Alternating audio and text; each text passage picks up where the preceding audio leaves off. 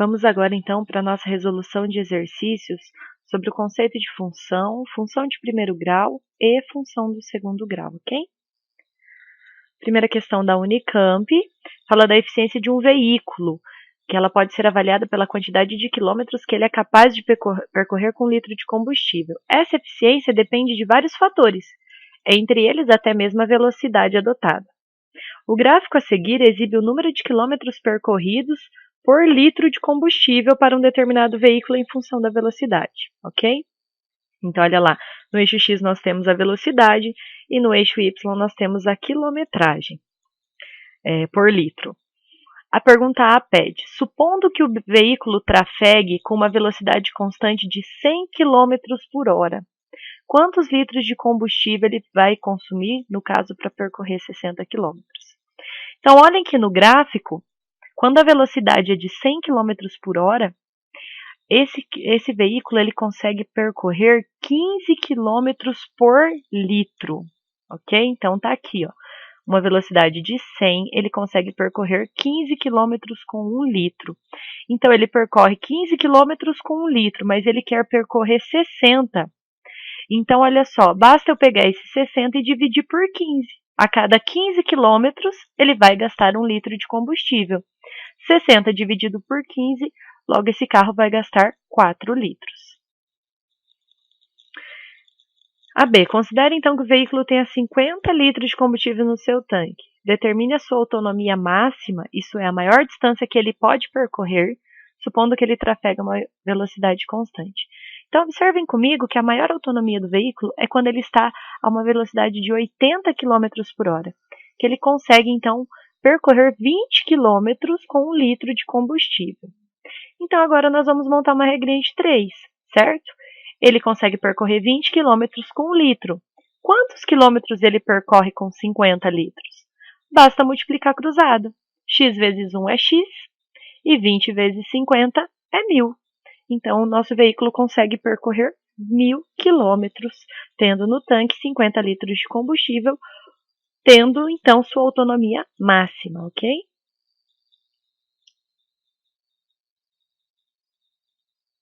Exercício 2. Considere a função real definida da seguinte maneira. Percebam que nós temos dois intervalos que definem a nossa função.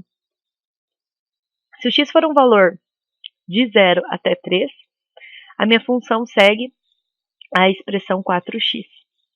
Se x for um valor maior que 13 e menor ou igual a 8, ela será sempre 12. Então, olha só.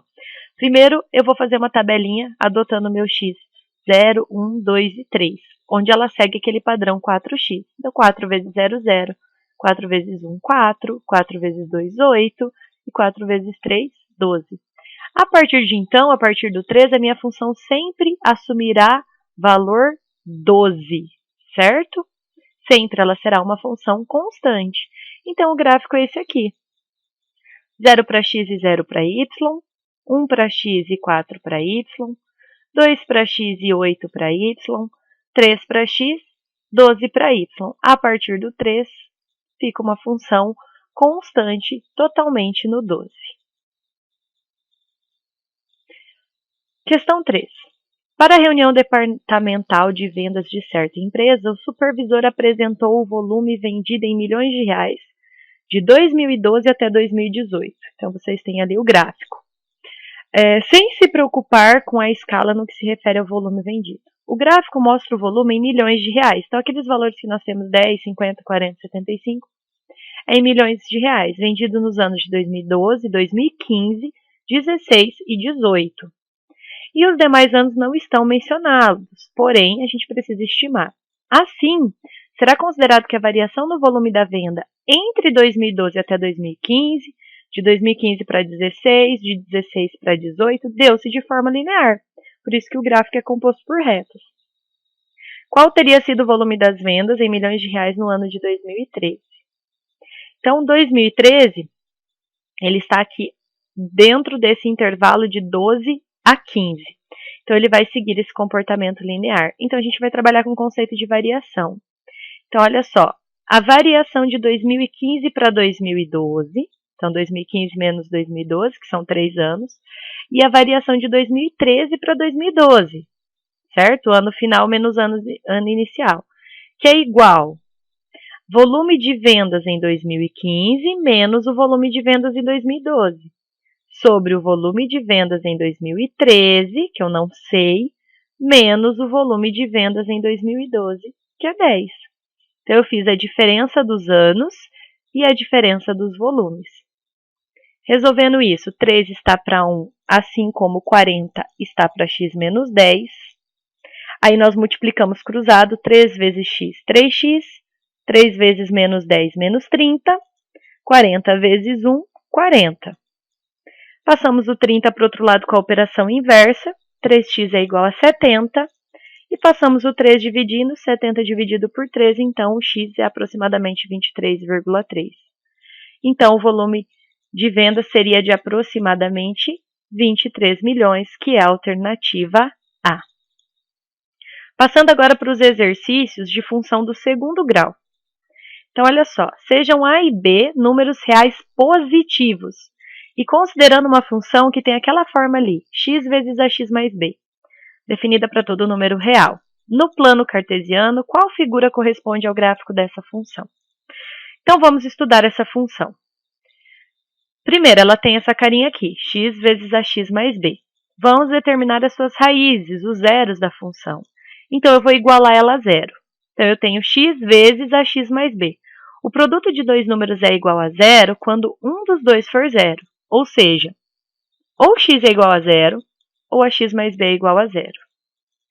Resolvendo o ax mais b, eu chego que x é igual a menos b sobre a. Então, uma raiz, com certeza, é zero, e a outra é negativa. Então, observa lá, como no enunciado ele disse que o b e o a são positivos, dois números positivos dividindo, fica positivo, com o sinal de negativo que está antes deles. Então, aquela raiz ali do x, menos b sobre a, ela é realmente uma raiz negativa. Então, no meu gráfico, eu sei que ele tem que cortar o eixo x em dois pontos, sendo que um deles é zero e o outro ponto é negativo, ok? Então, sendo assim, a gente já fica somente com as alternativas B e D, que é onde o gráfico está cortando no zero e em um ponto negativo. Ok, voltando para a nossa função. Então, usei a propriedade distributiva, ficou ax² mais bx, certo? O termo independente da função é zero. Por quê? Né? O que é o termo independente? Onde intercepta o eixo y. Esse ponto é o ponto C. Observem que a minha função não tem C. Ela é ax² mais bx. Então, o C dela vale zero. Então, ela intercepta o eixo y no ponto 0 e 0. Tanto a B quanto a D interceptam no ponto 0, 0. Dando continuidade, o coeficiente do termo quadrático é o A. O A, ele determina se a parábola é para cima ou para baixo. Nesse caso, quando ela é positivo, então eu sei que a minha parábola é para cima. Agora sim, entre as alternativas B e D, nós ficamos então com a alternativa B. Observem lá, corta o eixo x no zero e no ponto negativo, corta o eixo y no ponto 0 e 0 e tem concavidade para cima. Exercício 2. Num jogo de futebol, o jogador chuta uma bola parada que descreve uma parábola até cair novamente no gramado.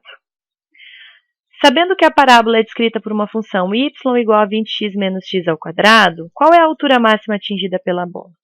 Então, a minha parábola ela tem um ponto de máximo. A bola chega lá no máximo, a gravidade começa a atuar, essa bola começa a cair. Para determinar ponto de máximo, nós precisamos fazer as coordenadas do vértice, certo? A altura ela é dada pelo y, ok? Então, vamos lá. Calculamos primeiro o x do vértice, que é menos b sobre 2a. Então, o b vale 20, o a vale menos 1. Cuidado que lá na expressão está trocado, né? Está o b na frente e o a depois. Então, nós chegamos a 20 dividido por menos 2, menos com menos, mais 10. Essa é a coordenada x. Para fazer o y do vértice, a fórmula é menos delta sobre 4a. Mas para facilitar, para eu não precisar utilizar a fórmula, eu posso simplesmente pegar esse 10 do x e substituir aqui. Então, fica 20 vezes 10 menos 10 ao quadrado. 20 vezes 10 é 200, 10 ao quadrado é 100, e 200 menos 100 dá 100.